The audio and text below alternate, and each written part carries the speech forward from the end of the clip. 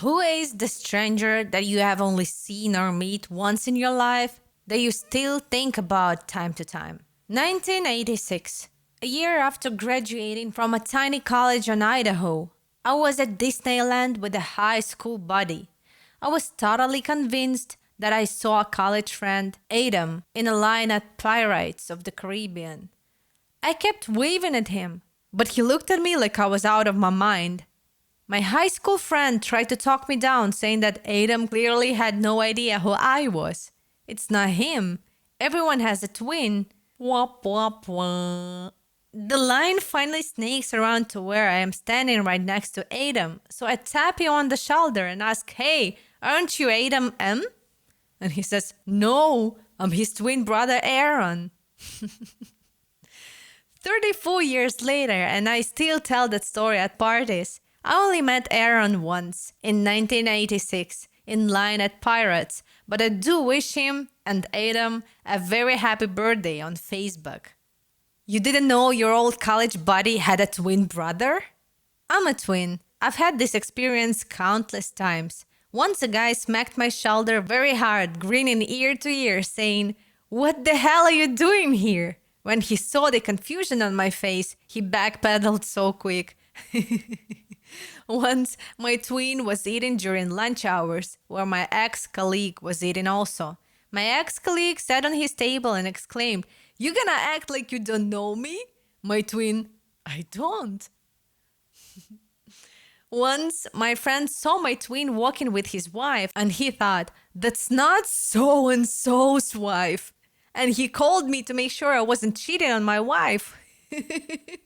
I used to work at a restaurant. Got a table one day, two guys. Both looked like they could be homeless. Dirty and disheveled. And both were kind of out there. I served them just like everyone else, but they kind of stuck out in my mind because they seemed not quite right. Weeks later, I get one of them at my table again, but with a different dining buddy. Except he's dressed decently, clean, seems normal. So eventually I broached the subject. "Hey, didn't I take care of you a little while back?" "No, this is my first time here." I was very confused and pushed a little. Eventually he told me he had a twin who was in a bad way. An old man I overheard telling his grandkids that if their dad got accepted to the job he was interviewing for in town, they would move there and then they could visit each other all the time. I never even saw the guy interviewing for the job, but I really hope he got it.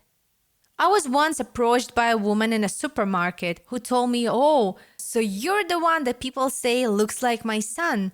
I was kind of confused and weirded out, but she explained that numerous of her friends had told her about this guy around town that looks exactly like your son.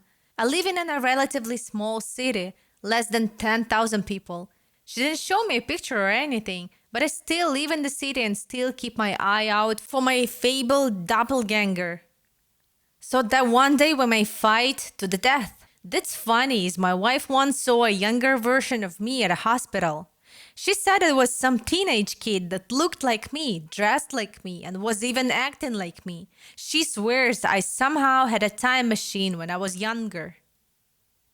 My doppelganger is Alex Morgan. She's a soccer player for the USA team. My husband and I don't watch sports much, but our daughter is into soccer, so we watched the women's games one time while flipping through channels and noticed it. My husband and daughter were like, "Oh my god, it's like watching you play out there." It's really weird. Even her facial expressions are like mine. I also get a lot of "you look so familiar" comments from strangers, which makes me wonder if they watch soccer. I also took one of Alex Morgan's pictures and put it on my Facebook. People thought it was me until I said it's actually her. I once saw my own doppelganger at a train station once. I've only just remembered though. We both saw each other, stared for a few seconds, then both decided to move on. In my country, there is a myth that says one should never see his own doppelganger, or else one of them will have bad luck. So glad you got to see your husband's doppelganger, not him. Not a complete stranger, but a classmate in my first year at university. We shared some classes but didn't really spoke to each other beside the casual greetings. One morning, she got a call on her cell phone, came back to the classroom visibly upset to gather her things and left. I never saw her again after that. Still think randomly about it sometimes, 14 years later. I was having a rough day, and I thought I'd get an ice cream to cheer myself up. I was standing in a line, and this old lady looked at me and asked if I was okay. I said I was fine and just had a rough day. I got up to the front to get my ice cream, and she tells the cashier, "I've got this young man. He's had a rough day." She smiles at me and says, "Enjoy your ice cream." I still think of her whenever I have a rough day. I send her my good vibes. When I get old and I'm no longer living paycheck to paycheck, I want to be this type of person. An old lady who lived next door to me, and I had a key from the past renter. She walked into my place and made us breakfast thinking I was the same lady who lived there previously. She didn't realize I was a different person. We talked about her grandson joining the police academy, and she was worried but proud of him. She died that night. I was at the mall as a teenager, and a 90-something-year-old Indian woman made deep eye contact, and I nodded. I got a deep chill and a sense of familiarity, but I was like 14, so I went back to my friends. Now I know what I want to do when I get old. Dress up as a Buddhist monk and look at people knowingly, then nod my head sagely and move along. Thanks for the idea. I had an old man with a massive white beard and turban, straight up looking like a regal sultan, sit directly across from me on an empty subway car. We spent the ride just staring at each other, probably for a good 15 minutes. There wasn't any hostility, creepy vibes, or heaviness. I just felt like I knew him and he knew me. It was oddly comforting, and I like to think we were good friends in another life. Since it's possible to reincarnate as animals, it would make sense to be able to reincarnate as a human of a different ethnic group. When I was 10, I went to a supermarket in my Taekwondo uniform. A black man asked me to teach him how to properly kick in the middle of the store in front of everyone. Never seen him since. I imagine him fighting for his life in typical action movie situation and silently saying to himself, "Thanks, kiddo." I had something similar happen to me. I was 12 and at the Safeway with my dad, and an old black man in a wheelchair asked me to teach him how to defend himself. What did he expect me to do? When I was a kid, I went with my family on vacation to Veracruz and Mexico.